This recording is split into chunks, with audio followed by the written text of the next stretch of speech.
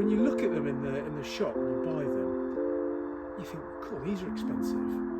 But actually, compared to, you then go into Morrison's, our price is quite similar to the price that you pay for just, but they're packaged, they're in a big box, and they're all neatly presented.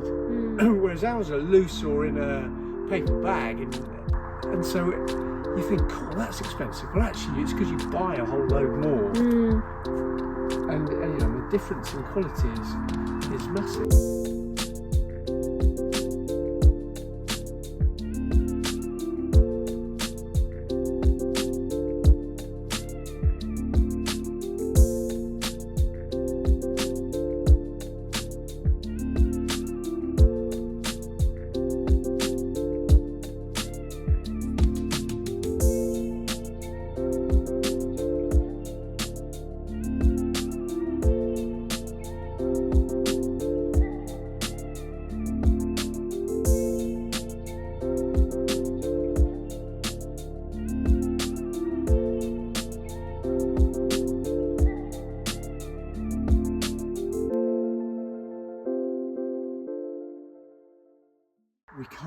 We can't produce enough, which is pretty amazing, really.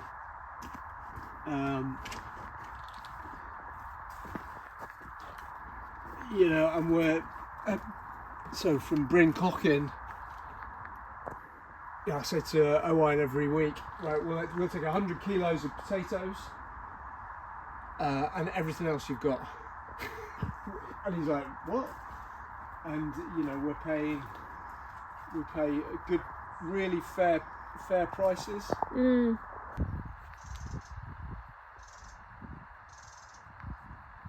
think that's something that needs to be talked about more, is like making actual direct comparisons with supermarkets. Because when we did the Sorghum one, you know, like we talked to this woman that she just goes there and she buys a crate of like 25 eggs, and she was like, this is so much cheaper than me getting like, you know, 3 or 4 boxes of organic eggs from the supermarket. It's like half the price. I mean, that's what's annoying is when Tesco's tell you that they're the cheapest. Yeah, the small producers can't argue. We haven't got the marketing collateral to turn around and say no. You know, or the clout to say no, you're not. Yeah. But actually, when we do, I regularly benchmark and just check that our pricing is about right, and it's always there or thereabouts. We're never more than 10% more or less. And you know, we're benchmarking against.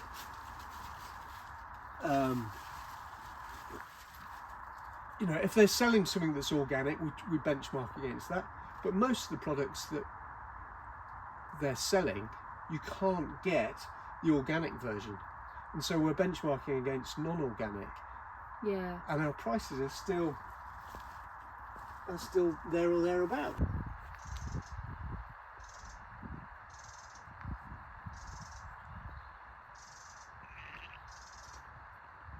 Do you know what? Local's such an interesting concept as well. So we're selling tomatoes right now, but our tomatoes were first ready last week. Yeah, so that was our first local tomatoes last week. So, but since May, we've been getting, or April, we've been getting our tomatoes from the Isle of Wight. To me, that's local. Yeah. Because it's the UK has been transported on a big lorry. We've got economies of scale. So, if we were buying tomatoes really local, so in the Clwyd Valley, then they would have had to have been in a heated greenhouse, possibly under lights. And it's like, that's not that cool. Or aubergines. That's not sustainable. We need to, you know, it's like oranges, they come from Spain. We can grow oranges in this country, but it's just not It's just not. There's too much energy. Yeah. Input. And then you could say, oh, it's a local orange. Oh,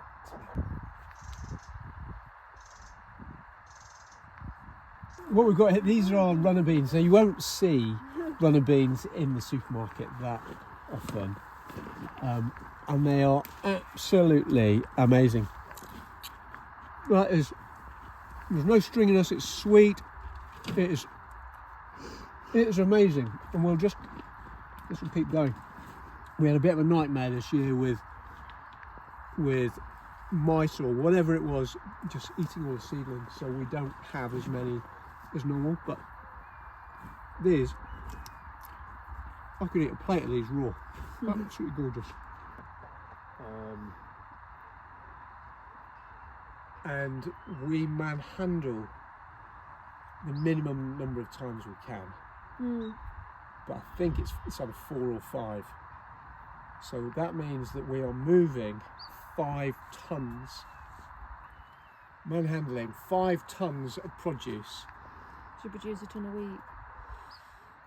Every week, which if you were to imagine what 5 tons of sand looks like, and I said to you, right, every week you've got to move that from there to there. Yeah. You'd be like, oh, it's a lot. So you're not having to go to the gym after you've finished work? No, I eat like a machine. And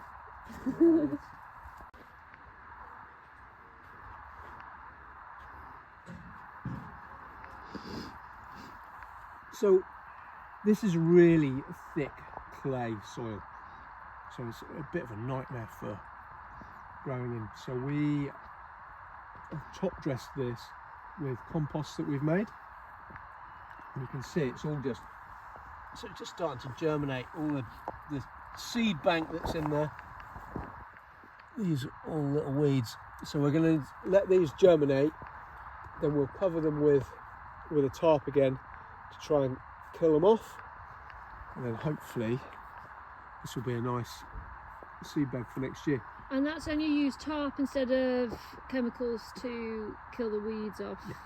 So you're organic here. We're not certified organic, but there's been no chemicals on here for 30 odd years.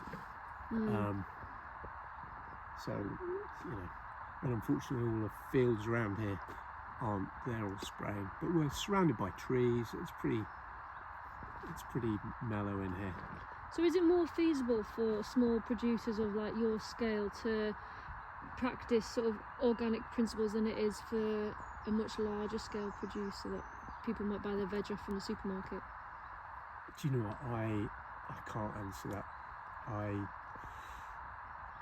Is it much easier for us as a smaller, do you know what, it's easier for us to build a business model that doesn't use chemicals right from this outset than it is to switch from chemical farming to non-chemical farming.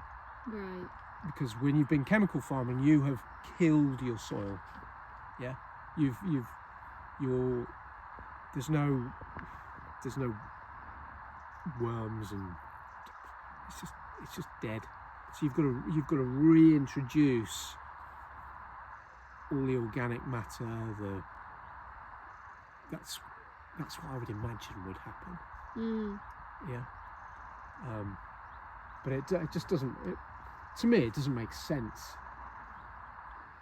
I was going to say it was a financial decision to not, but that's not true. It makes financial sense to not use chemicals. Yeah. The tricky bit is buying seed and stuff. Is the seed organic or is it not organic? And that gets a little bit grey. Because organic seeds are a lot more expensive. I say a lot more expensive. It might be twice the price, so it's £2.50 instead of £1.25. And out of that, you'll get 1,000 lettuces. Yeah. So you said a bit before about, pound for pound, how much each harvest would bring. So if we take the example of the cabbages, would it be useful to you to have someone in the area around that might not necessarily be interested in growing veg, but they might have, work part-time or have some time in the evenings and they want a bit of extra cash, and they could open like a food processing business to add value to certain products, making sauerkrauts or pickles or things like that? Would it be useful to you to be able to have that as an option, or even just buy? Obviously you've got your own customers yourself. So interesting question. So ultimately, we're not currently growing for that market.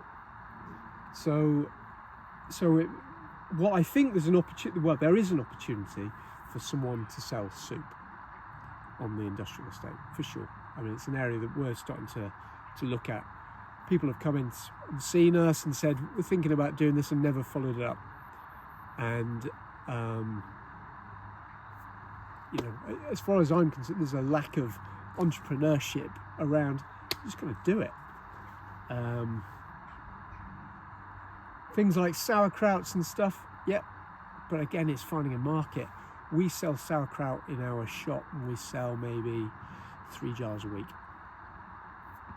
So you're going to have to, and it's not we don't see it as our job to sell sauerkraut.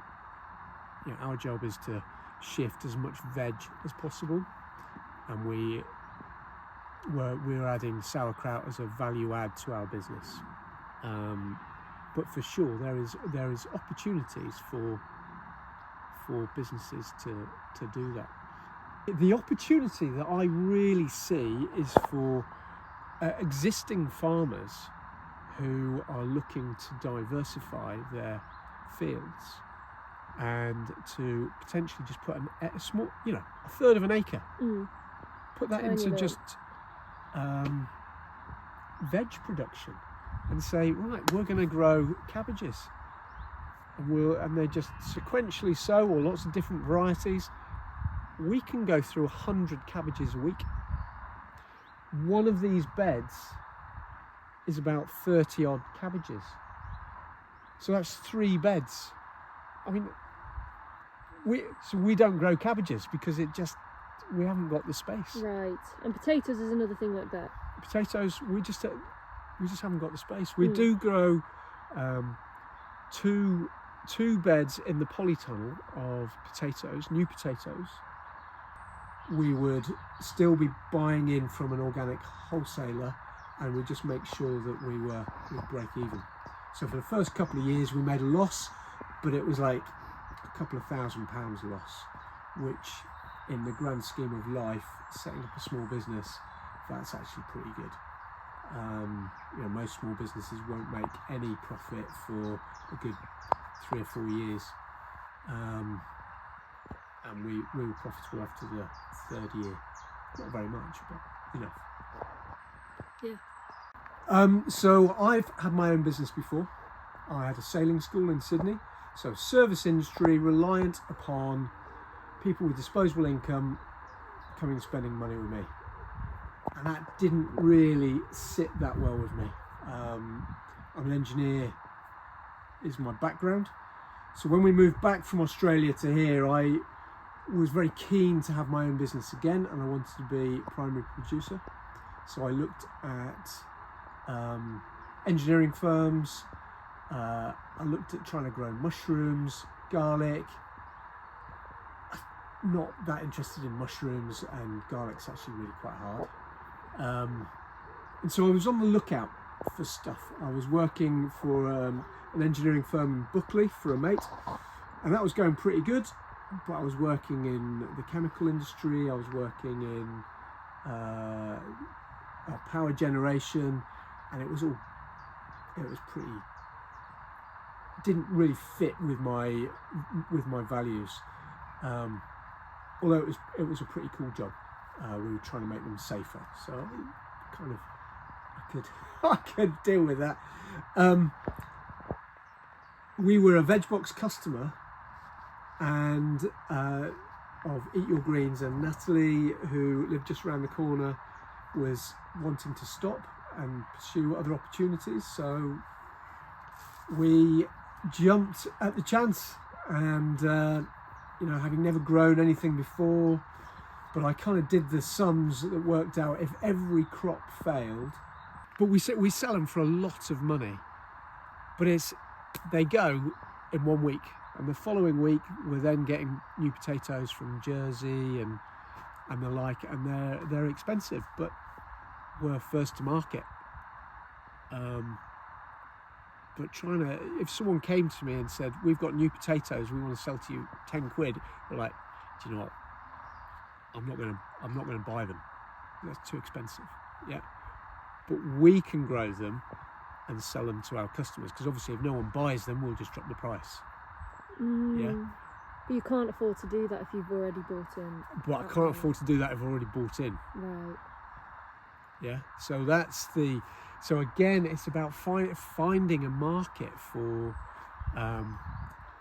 you know, having said that, if Bryn Cocking came to us next year and said, right, we're thinking of doing some new potatoes in the polytunnel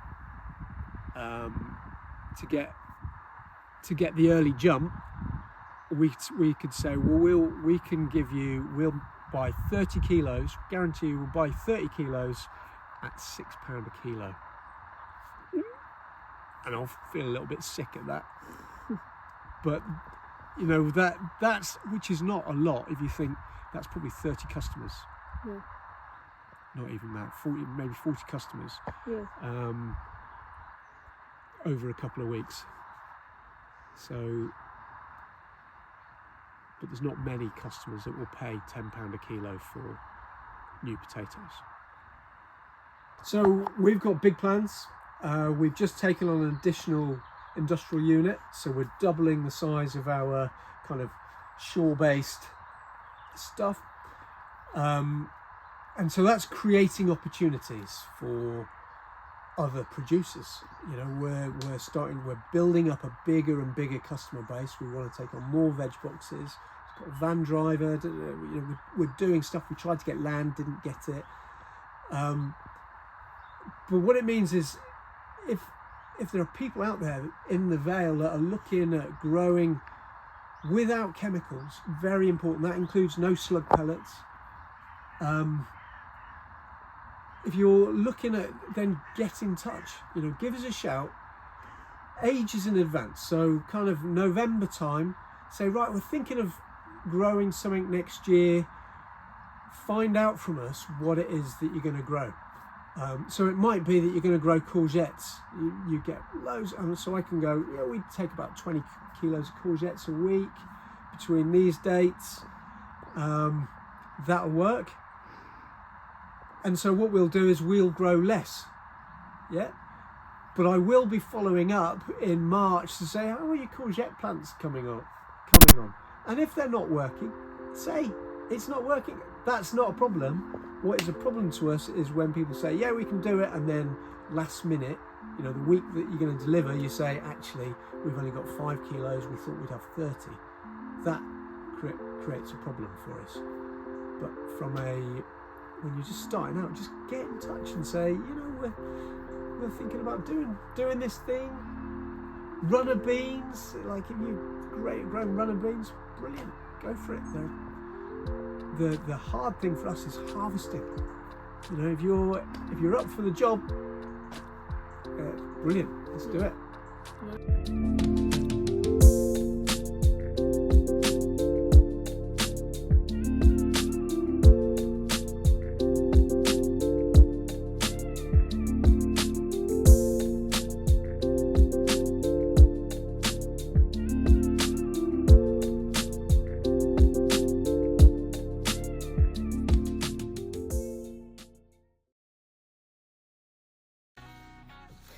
Okay, so I hope you enjoyed that video.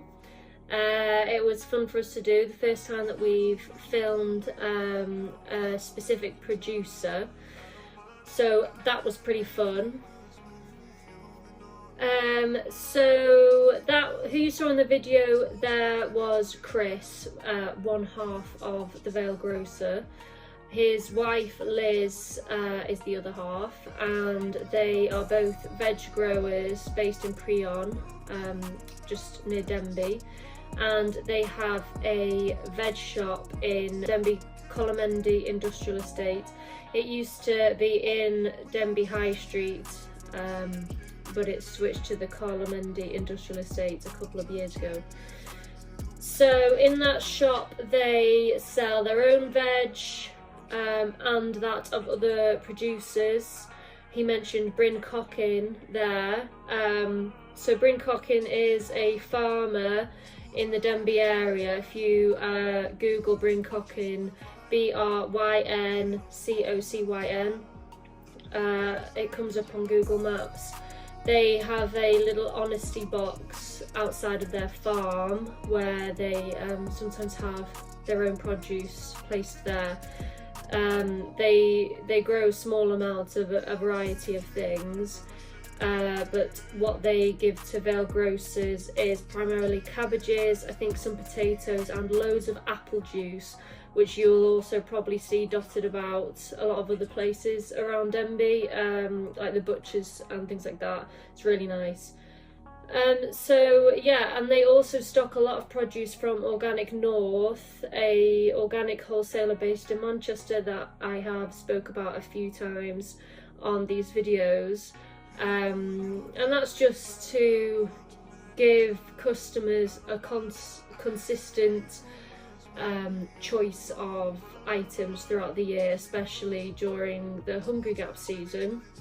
They also sell bread from a local baker on Fridays. I think the baker is actually there on Fridays, and fish from Menai Seafood, so that's all local fish. I think the furthest away is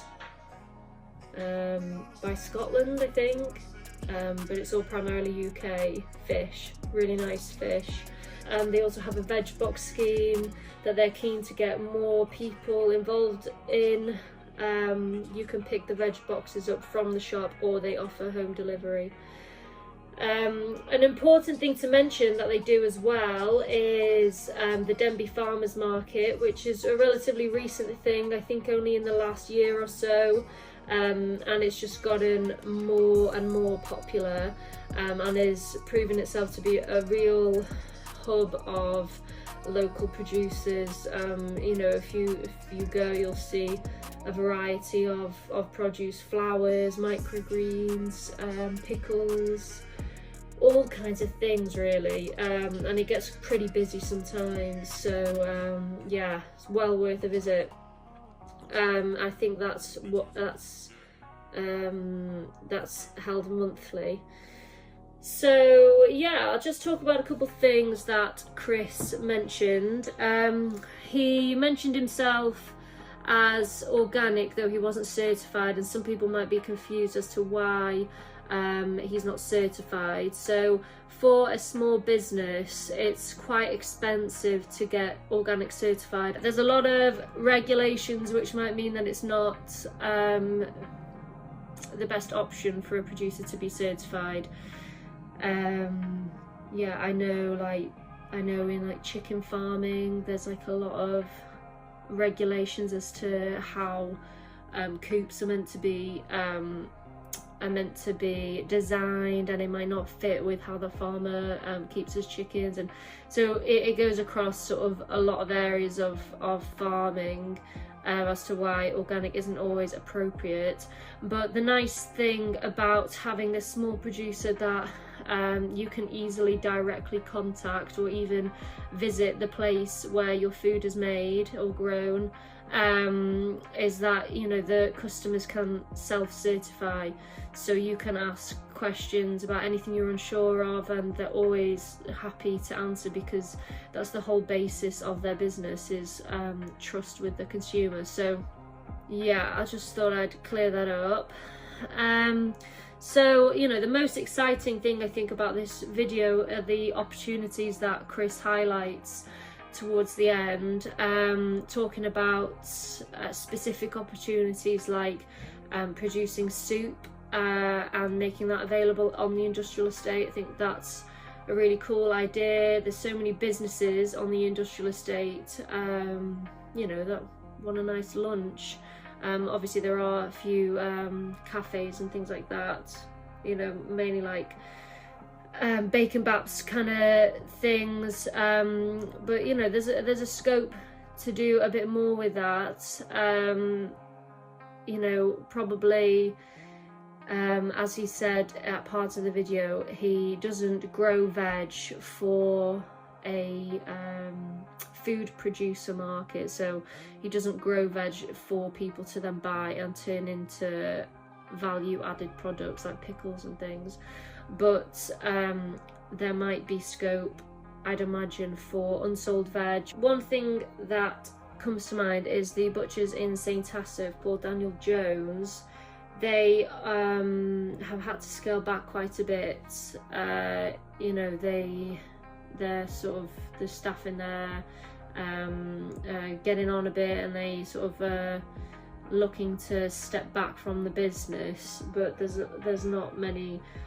They don't have any young staff really that are interested in taking on the business. So me and my family have used them for years, and I've spoke to them.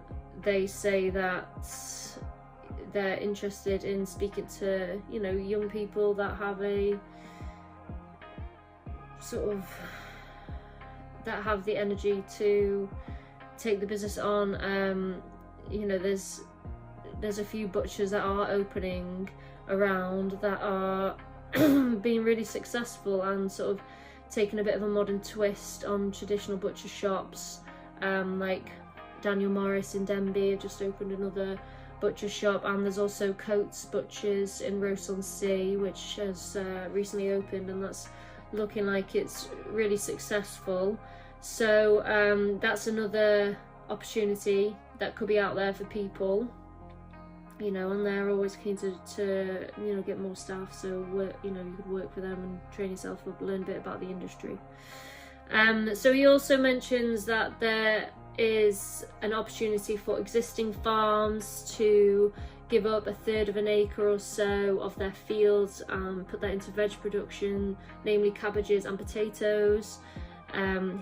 Chris mentions that they go through 100 cabbages a week, so you know, doing the maths on that will sort of give you some rough estimates. But he did say to get in touch with him in November. That's why we're sort of trying to get this video out now, so that people have time to get in touch with Chris if they're interested to work out what veg to grow, the price and the timings.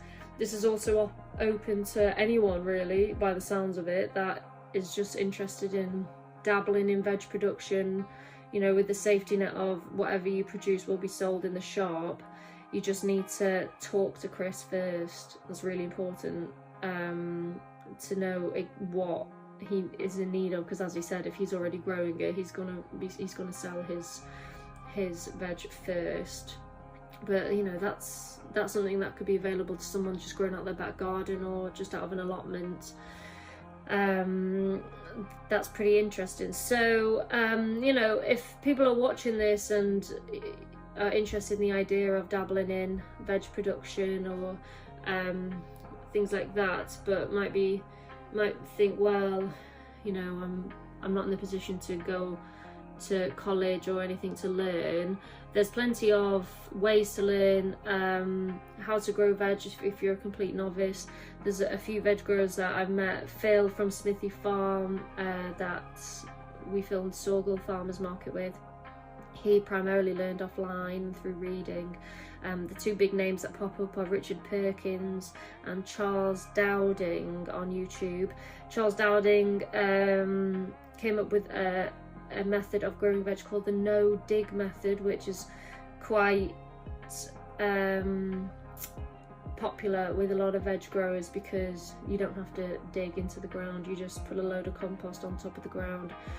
So it's pretty flexible, you know, you don't have to dig a rented property up, you can just sort of practice there, and then if you have to move properties, then it's not as, you've not lost really much.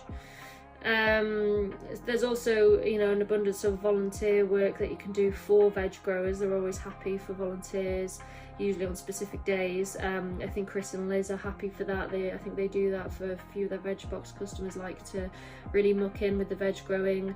Phil from Smithy Farm as well, is based in St Asaph. And Paul, Paul from Perth, Iraq, based in Mould. He is also up for volunteers. There's also a lot of community groups that you can get involved in. Incredible Edible is a big nationwide sort of initiative that encourages the public to get involved in growing veg. So there's an Incredible Edible plot in Denby that's just recently been set up this year, just behind the Morrisons. There's also one in Conway, which I think is quite successful by the looks of it. And there's also another community growing project called Flint Share, and they've got 3 plots: Northup, Hardin and Kilken. So they're all really well worth checking out. They've been going for a while and they produce a lot of veg. There's also Horticulture Wales, which is based in the Northup area, that you could check out. And there's also a page that I quite commonly share on the Go Local North Wales Facebook called Glyn Muffer Local Grown Course in Corwin. So MYFYR, Local Grown Course. Yeah, and this is just this lady that's in Corwin. She has her own, she's basically self-sufficient in growing veg, and she grows surplus seedlings for people that she also sells. But you know, because she's been doing it for quite a few years, she's offering courses and guidance to help people grow their own. So that's quite, I think that would be quite useful for someone that's quite a novice, just to be led through it. I know I definitely learn better off people than I do just solely books and online. So yeah, I hope that video is useful. Again, let me know if you have any other ideas of videos to do.